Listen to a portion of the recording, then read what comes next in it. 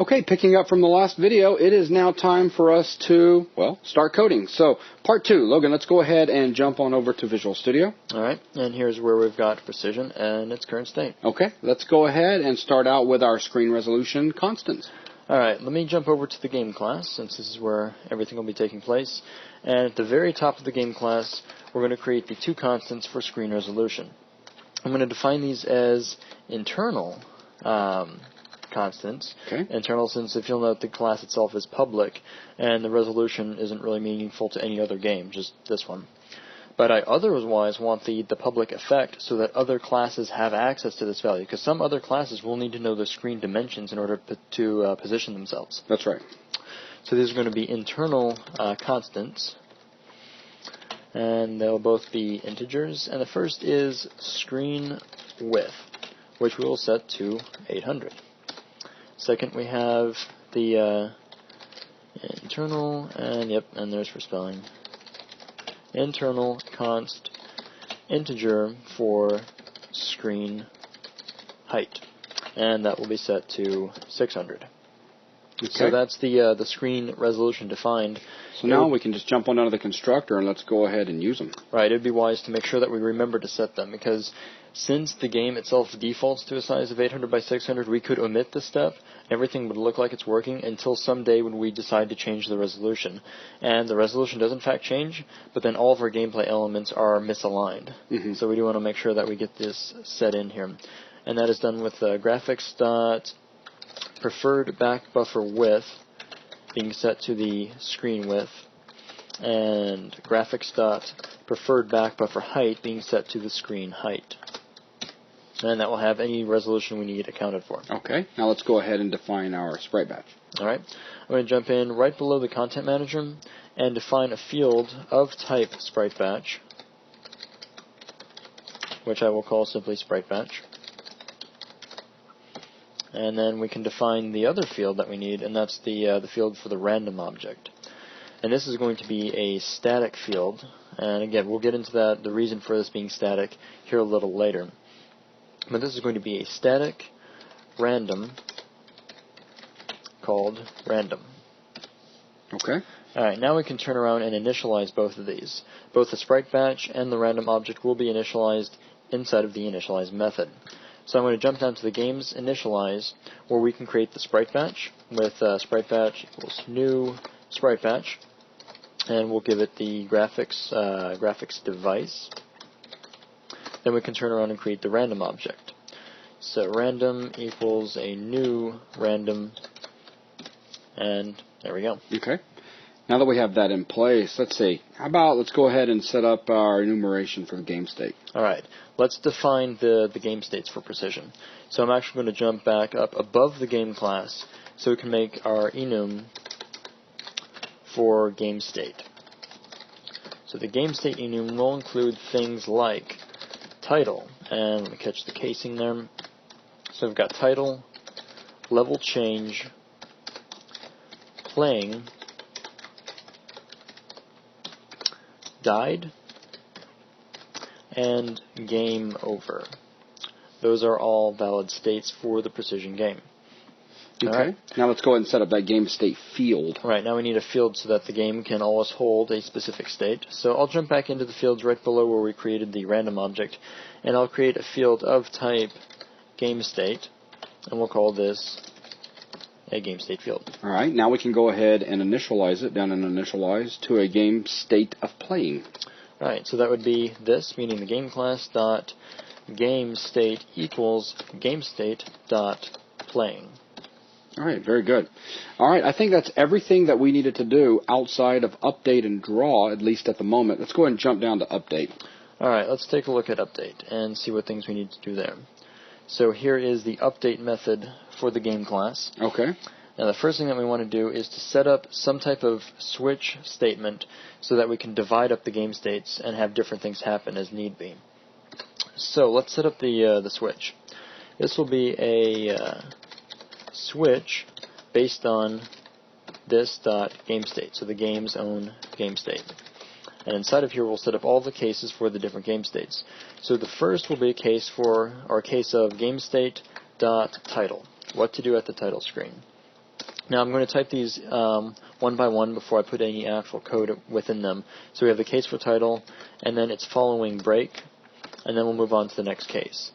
So after that we'll have a case of GameState.LevelChange, and then its break, a case for GameState.Playing, then a break, then a case for GameState.Died,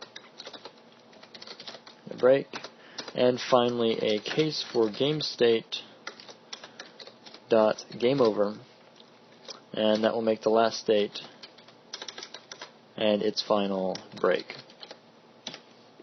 So there are all of our states that we need to account for. Okay. And let's see, moving on from that, we need to set up some type of input. Okay. So let's capture the input into a gamepad state, because of course the input is going to be based in the gamepad. So I'm going to jump up to the very first thing in update and define a gamepad state variable, which I will call gamepad state. And I'll set that to gamepad.getState for the player index 1. Since this is going to be a single-player game, I'll always grab the first controller and use that for input. Okay. Now here's something interesting. We can turn around and use this for one thing already. You can see the default exit code available in the game template is set up to check for the back button and to exit. So we can replace this polling for the game state with our own gamepad state, because that is what has just been done. So for a slight bit of efficiency's sake, I'll drop this in gamepad state.button.back, and that way we only get the the pad state once. Once per update. We don't have to hit it twice. Exactly. Okay. Very nice. So the next thing, I guess, to wrap up update is go ahead and put in that reversed loop for calling on actors update. Okay, and that goes back to the logic of how game states are actually working. We want actors to update only in the playing state. That's the only state in which actors are allowed to move around. So for this, we'll jump into the code for the case of GameState.Playing. Now, as we discussed, we want to use a reverse loop, since it's possible that updating an actor could end up removing it from the list, and we don't want the list shifting effect to mess up where we're at. Right. So I'm going to define a reverse for loop. There's actually a template for this. For with two R's will invoke the template for the reverse loop. So you can see that we're starting with our final length, and that length is going to be based on how many actors we have. And that actors list is stored inside of the actor class. So we could access that through actor.actors, so there's our list, and that list will have a count.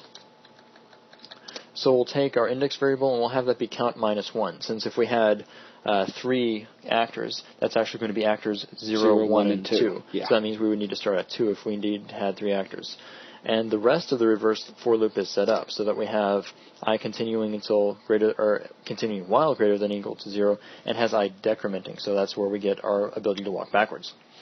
All right, now inside of this loop, the first thing of many that we'll do inside of here is to update each individual actor. Since at this point we can look at actors individually, instance by instance, and we know we need to call that instance update method. So let's take a look at doing that. Though instead of calling it directly, what I'm going to do is to create a variable inside of the loop called actor. And this is simply for convenience sake, since there are several different things I need to do with each actor individually, and that avoids having to type out the entire list over again. So what I mean by this is I'm going to define an actor variable, which I will simply call actor, and I'll set that to the list, or the current item in the list. That is actor.actors sub I, and that will be stored in the actor variable. So that way I can turn around and say each actor, the first thing that we'll do with actors one by one is tell them to update. Update, of course, takes in the game time, but that's provided by update itself as game time. And let me get the casing on that. Perfect. And there we go. I'm also going to build at this point to make sure that I haven't broken anything in the switch or the for loop. So I'll build, and everything has succeeded. All right, so that pretty much wraps up update for this section. So let's go ahead and move down to draw now. All right, let's address draw. So once again, game state, our switch statement. Okay, so we'll start a switch statement once again. So this will be a switch once again over this dot game state. Now the difference here is that the game states will almost be grouped because there's a certain subgroup of game states that will cause the same type of things to draw. But I'll get to those as we need to address them. The first is just setting up the case for each game state. So case game state dot title, and then a break is necessary. A case for game state dot level change, and then its break. I'll respace these out after I get done typing them, because now we get into things like game state dot playing, but I want playing, died, and game over to be grouped together. Okay. Because in all of those cases, we do need to draw all of the actors. Because if we're in a died state, we should have the red transparent screen and still see all of the actors. Right. That means we still need to draw all of the actors. So this will be a case for GameState.playing, a case for GameState.died, and for GameState.gameOver.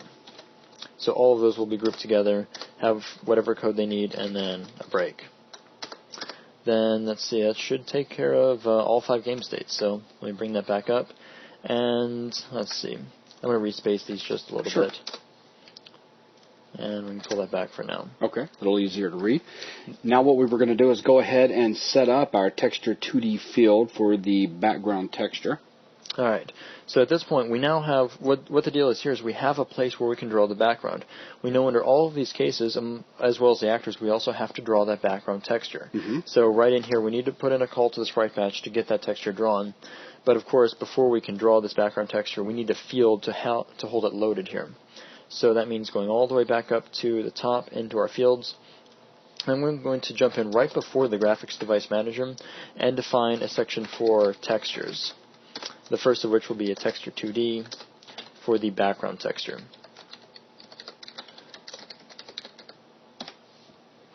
Now, down in load graphics content, we need to make sure we load in that resource. So I'll jump down to load graphics content, where we can say that the background texture is going to be equal to content.load, the type, excuse me, a type of texture 2D, and the asset name will be given as textures, / and then the background texture. So there we go with the asset. Okay. Alright, background texture equals content.load, and that's looking good. Now we have an actual asset that we can draw.